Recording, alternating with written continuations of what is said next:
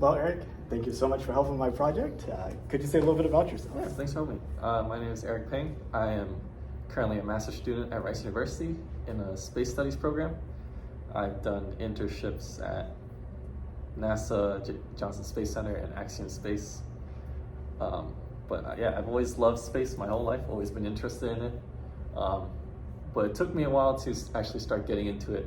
I think I only really started getting directly involved maybe a few years ago. But it's always been something that I've been interested in. Do you have any memories of what got you interested? Honestly, so I read this, when I was a kid, I read this little children's biography about Neil Armstrong and like his process of becoming an astronaut, how like he always loves flying, how he was always an explorer, how he became the first person on the moon. And I just thought, that's a really cool guy. That's really cool. I also love to explore. I'm also really curious all the time. And you always, a lot of people have stories about how they look up and they're like, what's up there?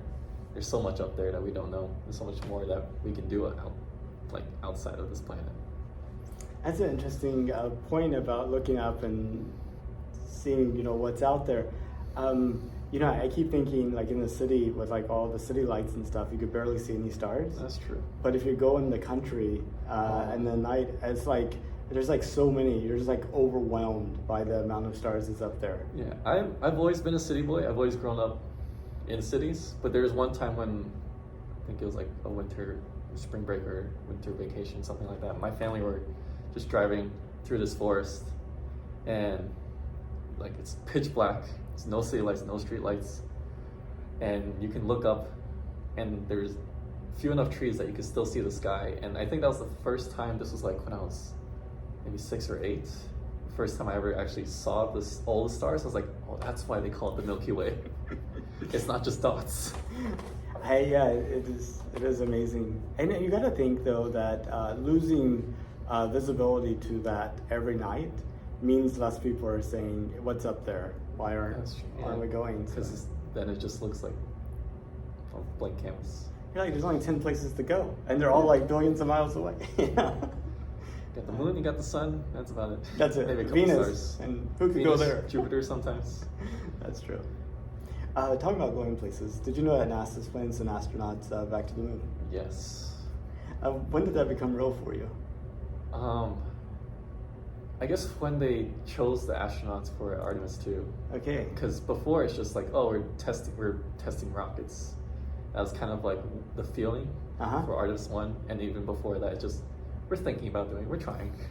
But once you have like the actual astronauts selected, once you like know who's gonna go, like these are the real people who are gonna go into space, go like as close to the moon as anyone's been in decades. You're like, oh, okay, now it's real. Now we're sending people up there.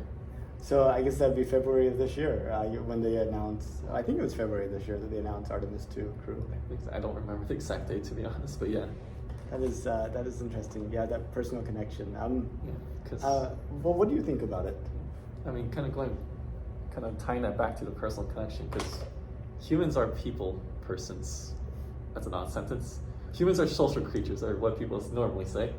So like once you put that human element into it, that's when things become more personal, more real, more tangible. Because like we can send satellites and robots and probes into space as much as we want, and we do get good data from it. But to most people, that's just numbers. It's when you actually get to go there and see it for yourself, that's when it becomes real. So I'm really glad we're going into the moon. To the moon. Because one, it puts a lot more excitement, a lot more support for space travel, that we're actually traveling and not just sending things. And it really just helps test human limits. Like we evolved, we got used to planet Earth, but can we do more than that? And I believe we can. I mean, we already have before. And so just kind of seeing where we can go from there, and how much more we can do, and how much more we can learn, how much more we can improve and evolve. That's a big word, I guess. Well, and that's an interesting question too. If you were to play forward like the track of humanity, you know, fast forward like 200 years, where do you think we could get to?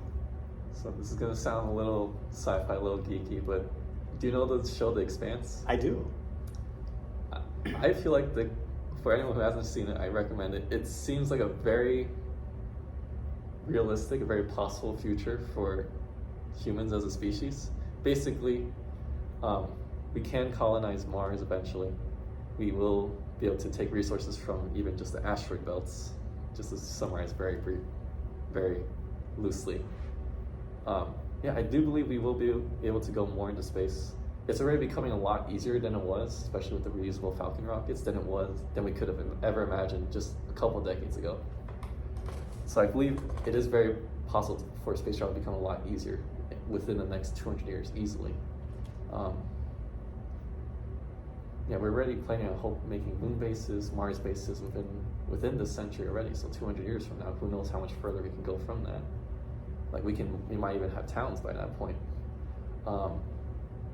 And then those towns might become their own nations at some point, going back to the Expanse. Which would be an interesting thing of having different cultures of not just different countries, but different celestial bodies. But I think, in a way, that would unite the people on Earth even more. I hate putting it this way, but when you see how much more different things can be, you start to realize how same we all are.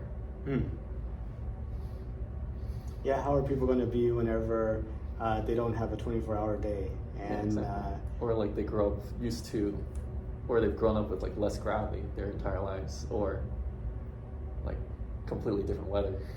Oh, exactly. They live in Minneapolis winters all the time, not just in the winter. Oh, well, if you could, would you take a trip to space? Definitely, for sure.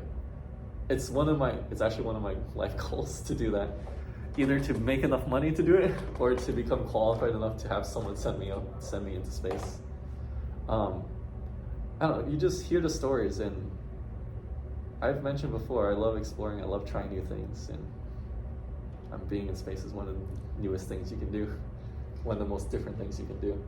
Just because, how else, we can kind of simulate weightlessness right now on Earth by free falling, but that's only for short times, and then you're also not, you can't see the Earth unless you go in space. You can't see the moon or the other planets except through a telescope.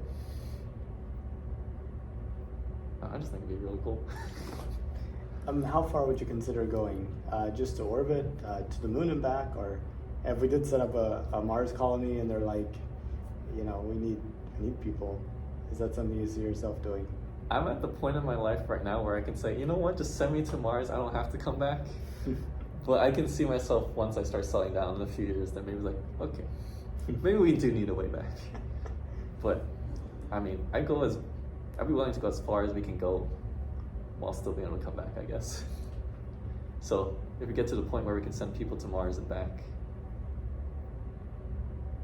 I would go there. If we can go to Mars for the next couple of years, I would say yes, because I can just up and leave whenever I want. Now I'm young enough that I don't have too many obligations or things tying me down. But yeah, no, I would definitely go out as far as I can. Well, that's awesome. Well, I hope you get your chance. I hope I get my chance. And Eric, thank you so much for helping my project. I really appreciate your time. Thank you for having me.